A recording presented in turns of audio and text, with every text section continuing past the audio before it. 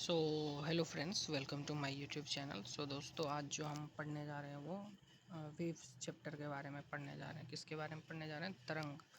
तरंग जो होता है वो मुख्यतः से दो भागों में बांटा जा सकता है। ठीक है, पहला हो जाएगा मैकेनिकल वेव्स मतलब यांत्रिक तरंग, और दूसरा हो जाएगा नॉन मैकेनिकल वेव्स मतलब अयांत्रिक तरंग। अब देखिए, यांत्रिक तरंग क्या होता है कि वे तरंगें जो किसी पदार्थ माध्यम जैसे ठोस द्रव गैस में संचरित होती है उसे क्या बोलते हैं? यांत्रिक तरंगे। मतलब यांत्रिक तरंगे वो तरंगे होती हैं जो ठोस द्रव गैस किसी भी माध्यम में जाती हैं। ठीक है, तो वो क्या हो जाएगा? यांत्रिक। यांत्रिक तरंग दो प्रकार के होते हैं, अनुदैर्ध्य तरंग, अनुप्रस्थ तरंग। ठीक है, इंग्लिश में इसको लॉन्गिट्यूडनल वेव कहते हैं अनुदैर्ध्य तरंग को, और हिंदी में अनुप्रस्थ तरंग को ट्रांसवर्स वेव कहते हैं। देखिए, अनुदैर्ध्य तरंग क्या हो जाएगा? जब तरंग गति की दिशा माध्यम के कणों के दिशा के समानांतर होती है तो इसे अनुदैर्ध्य तरंग कहते हैं। ध्वनि तरंग जो होता है ना, अनुदैर्ध्य तरंग का उदाहरण है। ठीक है, तो आपको ये याद रखना है। अनुप्रस्थ तरंग के बारे में हम लोग अब पढ़ेंगे। अनुप्रस्थ तरंग क्या हो जाएगा? जब तरंग गति की दिशा माध्यम के कणों के दिशा के लंबवत होती है तो उसे क्या कहते हैं? अनुप्रस्थ तरंग कहते हैं। ठीक है, अनुप्रस्थ तरंग कहते हैं। तो ये आपको समझ में आ गया होगा कि अनुदैर्ध्य तरंग जो होता है वो समानांतर होता है, किसी भी कण के समानांतर, और जो अनुप्रस्थ तरंग होता है वो लंबवत होता है। ठीक, अब यहाँ से हम आगे बढ़ रहे हैं। विद्युत चुंबकीय तरंगे क्या होता है? इलेक्ट्रोमैग्नेटिक वेव्स के बारे में हम लोग पढ़ेंगे। तो देखिए, वैसे तरंगे जिससे संचरण के लिए किसी माध्यम की आवश्यकता नहीं होती है उसे हम क्या बोलते हैं? विद्युत चुंबकीय तरंगे। विद्युत चुंबकीय तरंग किससे बनते हैं? फोटोन की बनी होती है।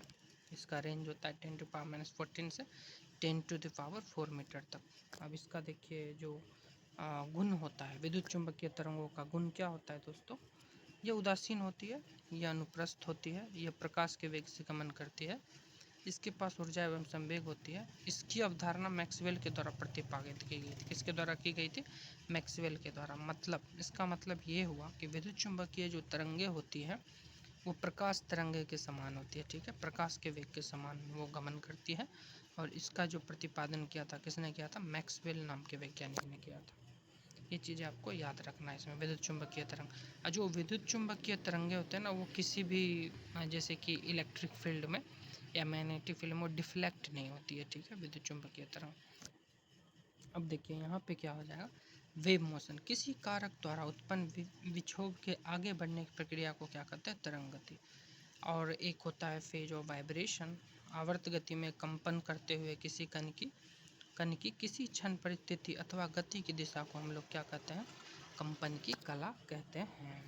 ठीक है दोस्तों, देखिए यहाँ पे बताना चाहूँगा, ये चीज़ इतना इम्पोर्टेंट है कि अनुदैर्ध्य तरंग जो होता है ना, ये अनुदैर्ध्य तरंग जो होता है इसमें ध्रुवन नहीं होता है। ध्रुवन की घटना अनुदैर्ध्य तरंगों का नहीं होता है।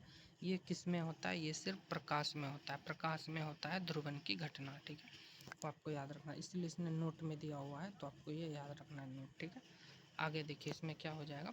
विद्युत चुंबकीय तरंगों का रेंज दिया हुआ है, ये बहुत ही इंपॉर्टेंट है एग्जाम पॉइंट ऑफ व्यू से। गामा किरण का क्या हो जाएगा? रेंज।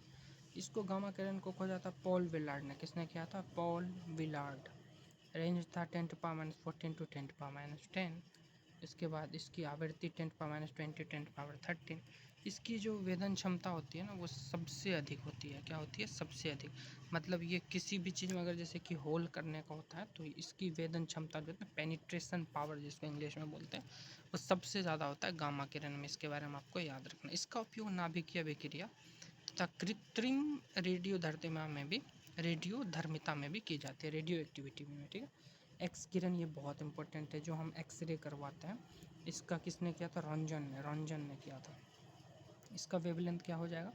10⁻10 मीटर से 10⁻8 मीटर। ठीक है, आवृत्ति रेंज क्या हो जाएगा? 10⁻18 से 10⁻16 तक। ठीक है, इसका यूज हम कहाँ करते हैं? हमें पता है कि इसका यूज हम चिकित्सा औद्योगिक क्षेत्र में करते हैं, इसका उपयोग किया जाता है।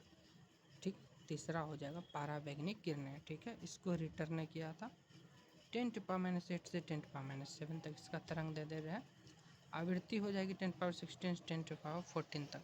सिकाई करने में, प्रकाश विद्युत प्रभाव में, बैक्टीरिया को नष्ट करने में, रुपये जांचने में इसका उपयोग करता है। ठीक है, आगे देखिए दृश्य विकिरण न्यूटन साहब ने किया था। जो हम वो देखते हैं ना, जो इंद्रधनुष की जो घटनाएं होती है प्रिज्म के बारे में, तो वो दृश्य विकिरण के बारे में न्यूटन साहब ने बताया था। इसका रेंज ये होता है 3.9 से 3.9 इंटू 10⁻⁷ से 7.8 इंटू 10⁻⁷, और ये इसका रेंज हो गया 10⁻14 10⁻12 तक। इसमें हमें वस्तुएं दिखलाई पड़ती है, ठीक है। अवरक्त विकिरण दोस्त हर सेल होता है 7⁸ से, ये याद रखना आपको, इतना इम्पोर्टेंट नहीं है। अवरक्त विकिरण ये किन उसमें विकिरण है, ठीक है। ये जिस वस्तु पर पड़ती है उसका ताप बढ़ जाता है। उसका उपयोग कह रहे फोटोग्राफी, रोगियों की सिकाई करने में, रेडियो टेलीविजन में, टेलीफोन में इसका, ये वेरी वेरी इंपॉर्टेंट, ठीक। अब देखिए यहाँ पे ये क्या हो जाएगा आपको, लघु रेडियो तरंगे या हार्डियन तरंगे, हेनरी हर्ट्ज ने किया था।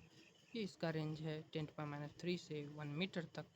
उसके बाद ये यहाँ पे आपको इम्पोर्टेंट है, रेडियो टेलीविज़न टेलीफोन इस आदि में इसका उपयोग होता है। दीर्घ रेडियो तरंगे क्या हो जाएगा, मार्कोनी ने किया था। ये इसकी रेंज हो जाएगी 1 मीटर से 10⁴ मीटर तक, और 10⁶ से 10⁴ तक ये हो जाएगा। रेडियो टेलीविज़न इसका उपयोग होता है, ये भी आपको याद रखना है, ठीक है। देखिए कुछ चीज़ आपको ये भी याद रखना है कि निम्न तरंगे विद्युत चुंबकीय तरंगे नहीं है, कैथोड किरणें, कैनाल किरणें, अल्फा किरणें, बीटा, ध्वनि तरंगे, पराशर तरंगे, ठीक है, ये याद रखना। ठीक, यहाँ तक हमने देख लिया। आगे देखिए, आयाम क्या हो जाता है, दोलन करने की वस्तु अपने साम्य स्थिति से अधिक दूरी तक जो जाती है उसको क्या बोलते हैं, आयाम। वेवलेंथ देखिए, वेवलेंथ क्या हो जाता है, तरंग गति में समान कला में कंपन करने वाले दो क्रमागत कणों के बीच की दूरी को क्या बोलते हैं, तरंग दैर्घ्य। इसको दोस्तों लैम्डा से डिनोट करते हैं, ठीक है, लैम्डा से डिनोट करते हैं। ये हो गया, इसका ये फॉर्मूला आपको याद रखना, आवृत्ति इक्वल टू तरंग का चाल आवृत्ति इंटू तरंग दैर्घ्य, ठीक है, v equal to n into lambda. ये काफ़ी इंपॉर्टेंट है, ठीक है। यहाँ तक मैंने आपको बता दिया है। ध्वनि तरंगे अनुदैर्ध्य तरंगे होती है, तो मैंने आपको बता दिया। अब देखिए दोस्तों, अवश्रव्य तरंगे, इसको हिंदी में क्या बोलता है, अवश्रव्य, मतलब इंफ्रासोनिक वेग। जो 20 हर्ट्ज से नीचे की आवृत्ति वाले तरंगों हम लोग क्या कहते हैं, अवश्रव्य तरंगे। अवश्रव्य तरंगे, इससे हमारा कान नहीं सुन सकता है, ठीक है। इस प्रकार की तरंगों को बहुत बड़े आकार के स्रोतों से उत्पन्न किया जा सकता है। और श्रव्य तरंगे होता है वो ऑडिबल वेव्स, ठीक है, ऑडिबल वेव्स जो हम सुनते हैं 20 हर्ट्ज से 20,000 हर्ट्ज के बीच की आवृत्ति वाले तरंग को क्या बोलते हैं, श्रव्य तरंग। हमारा कान सुन सकता है। अल्ट्रासोनिक, मतलब अल्ट्रासोनिक के मीनिंग से ही पता चल रहा है कि जो 20,000 आवृत्ति से ऊपर का जो तरंग होता है वो अल्ट्रासोनिक वेव होता है, ठीक है। मनुष्य का कान जो होता है ना, इसे सुन नहीं सकता है, लेकिन कुछ जानवरें होते हैं, जैसे देखते होंगे आपके भूकंप जब आता है उससे पहले पता लग जाता है, जैसे कुत्ता, बिल्ली, चमगादड़, ये लोग जो होते हैं, इन लोग के पास जो होता है, नेचर ने इन्हें दिया है अल्ट्रासोनिक वेव, तो आई थिंक इसकी वजह से ये इसे सुन पाते हैं, ठीक है। तो अल्ट्रासोनिक वेव के बहुत सारे उपयोग भी हैं, वो जानना ज़रूरी है। संकेत भेजने में, समुद्र की गहराई का पता लगाने में, जैसे वो होता है ना सोनार, सोनार मतलब साउंड नेविगेशन एंड रेंजिंग, जो नाविक लोग यूज करते हैं समुद्र में, वो हो गया। कीमती कपड़ों, वायुयान तथा घड़ियों के पुर्जों को साफ करने में, कल कारखानों के चिमनियों से काली हटाने में, दूध के अंदर हानिकारक जीवाणु को नष्ट करने में, गठिया रोग के उपचार में, भ्रूण की जांच करने में, गुर्दा पथरी के में, ठीक है। तो ये सब दोस्तों बहुत इम्पोर्टेंट है। ध्वनि की चाल, मतलब चाल का मतलब आप तो समझ ही रहे होंगे कि ध्वनि का जो स्पीड होता है उसे ध्वनि की चाल कहते हैं। वो मुख्यतः किसमें होता है, माध्यम की प्रत्युत्ता तथा घनत्व पर निर्भर करते हैं, ठीक है। ध्वनि की चाल सबसे ज़्यादा होती है ठोस में, उसके बाद द्रव में, फिर गैस में होती है, ठीक है।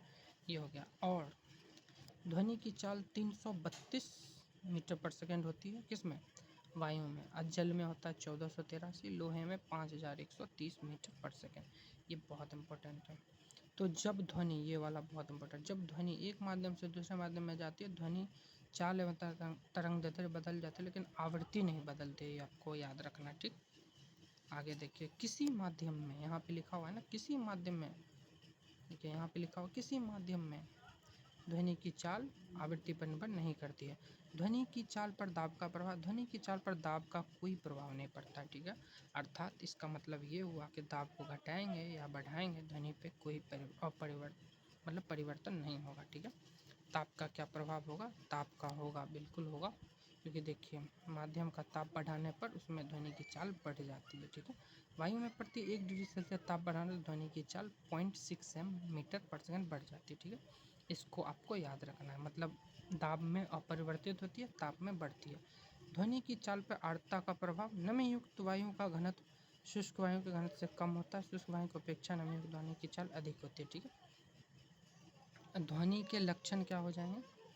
ध्वनि के लक्षण हो जाएंगे प्रबलता, तारत्व, गुणता, ठीक है। ये बहुत इंपॉर्टेंट है। ध्वनि का कैरेक्टरिस्टिक्स हो जाएगा प्रबलता, तारत्व और गुणता, ठीक है। प्रबलता हो जाएगा लाउडनेस, मतलब ध्वनि तेज या मंद सुनाई देती है। इसको हम मापते हैं फोन में। किस में मापते हैं? फोन में। पिच क्या हो जाएगा? पिच हो जाएगा तारत्व, ठीक है।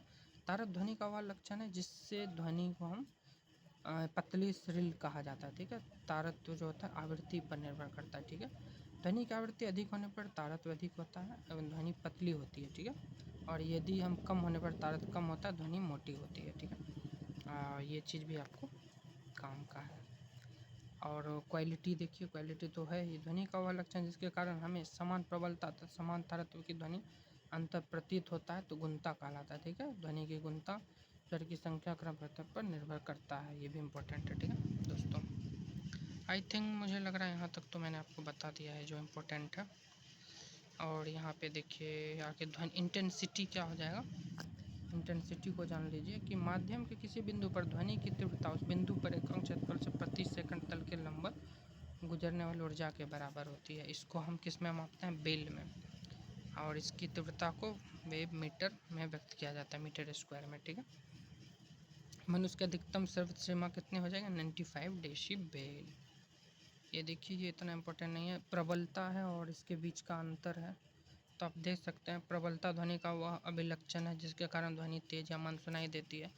ध्वनि की तीव्रता ध्वनि ऊर्जा का यह परिणाम है कि जो ध्वनि संरचना के लंबवत है प्रति सेकंड गुजरती है, ठीक है। प्रबलता चेतना संबंधी होता है, ध्वनि की तीव्रता वस्तुनिष्ठ है, ठीक है। ये उतना इम्पोर्टेंट नहीं है, जो इम्पोर्टेंट है मैं आपको इको के बारे में जान लीजिए। इको जो होता है ना, जो प्रतिध्वनि होता है जब ध्वनि तरंगे दूर स्थित किसी चीज़ से टकराती है, जैसे पहाड़ या किसी दीवार से, जब परावर्तित होती है तो हम क्या बोलते हैं? इको। तो प्रतिध्वनि सुनने के लिए श्रोता एवं परावर्तक सतह के बीच न्यूनतम दूरी 17 मीटर होना चाहिए। और कान पर ध्वनि का प्रभाव 1/10 सेकंड तक रहता है, ठीक है। ये भी आपका अपवर्तन तो है ही, रिवर्बरेशन उतना इम्पोर्टेंट नहीं है। किसी बड़े हॉल में उत्पन्न होने वाली ध्वनि तरंगे जो बार बार परावर्तन के कारण काफ़ी समय तक बनी रहती है तो उसे हम क्या कहते हैं? अनुरणन, मतलब रिवर्बरेशन। इंटरफेरेंस ऑफ साउंड, देखिए इंटरफेरेंस ऑफ जब समान आवृत्ति आयाम के दो ध्वनि तरंग एक साथ किसी बिंदु पर पहुंचते उसे हम क्या बोलते हैं? इंटरफेरेंस ऑफ साउंड हो जाता है। तो ये दो प्रकार का होता है, कंस्ट्रक्टिव और डिस्ट्रक्टिव होता है, ठीक है। ध्वनि की तीव्रता अधिकतम होती है, मतलब जब दो तरंग एक ही फेज में होता है उसे क्या कहते हैं? कंस्ट्रक्टिव। और जब डिफरेंट में होता है तो उसे डिस्ट्रक्टिव कहा जाता है। ध्वनि का विवर्तन मतलब डिफ्रैक्शन ऑफ साउंड, ध्वनि का तरंग दैर्ध्य इतना कोटि का होता है, अतः अब इसी कोटि का कोई अवरोध ध्वनि के मंगवाता है तो ध्वनि अवरोध के किनारे से मरकर आगे बढ़ जाती है, इसे ध्वनि का क्या बोलते हैं? इंटरफेरेंस, मतलब डिफ्रैक्शन बोलते हैं, ठीक है। आगे का इतना इम्पोर्टेंट है नहीं तो मैं आपको यहाँ से नहीं बताने जा रहा हूँ। मेरे ख्याल से जो ध्वनि चैप्टर में मुझे था वो मैंने आपको बता दिया। आगे हिट चैप्टर को लेके आऊँगा उस्मा को। तो आई होप कि आपको ये वीडियो अच्छी लगी होगी। जो मैंने 1 बाय 1 लूसेंट का जो क्लियर है वो मैंने आपको साइंस के लिए बता दिया। आगे जो भी हो सकेगा तो मैं हिट चैप्टर को लेके आऊँगा और मैं पूरी कोशिश करूँगा कि उसे मैं 1 बाय 1 आपको बता सकूँ। तो तब तक के लिए थैंक यू।